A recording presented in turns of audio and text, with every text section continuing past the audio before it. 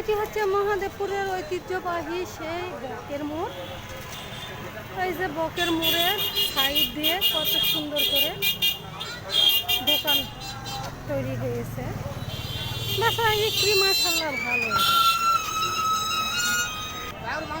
বকের মোড়ের চারিদিক দিয়ে দোকানপাট তৈরি হয়েছে। বকের মোড় আসলাম আর বক দেখলেন না হলো?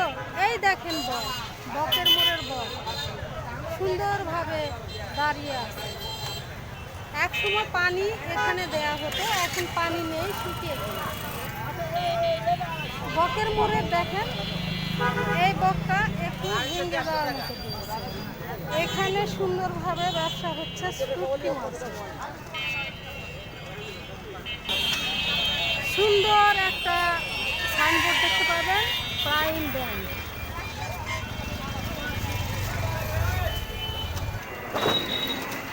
এই বকের মোড়ের সামনের দিক দিয়ে এই রাস্তা ধরে আমরা যেতে পারি পোস্ট অফিস মোড়ে। যাওয়ার পথে হাতের ডান দিকে একটা সুন্দর দ্বিতল বিশিষ্ট বিল্ডিং তৈরি হচ্ছে, যেটা জনগণের জন্য বিভিন্ন মার্কেট হিসাবে উদ্বোধন করা হবে।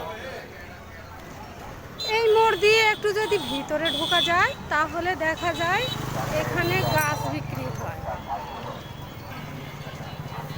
চলছে বেচা কিনা হরদম। এই যে এই সাইডটায় গাছ বিক্রি হয়। সাইড দিয়ে তৈরি হচ্ছে বিভিন্ন ধরনের বেচা বিক্রির ফলমূলগুলো রেখেছে, তৈরি হয়নি, সরি, অনেক নারকেল রাস্তার পাশে বিক্রি হচ্ছে। এটি হচ্ছে ডিমের গাড়ি। মহাদেবপুর পোস্ট অফিস মোড়ে যাওয়ার আগে বিভিন্ন ধরনের এই যে তুলার বস্তাগুলো দেখা যায়, সাথে তোষক আছে। এখানে যাদের প্রয়োজনীয় দ্রব্যাদি ক্রয় করতে পারেন। মহাদেবপুরের ঐতিহ্য সেই পোস্ট অফিস মোড়। এই পোস্ট অফিস মোড়টা 4 মাথা বিশিষ্ট। এই পোস্ট অফিস মোড়ে পোস্ট অফিস তো আছে। এটি হচ্ছে মহাদেবপুর পোস্ট অফিস।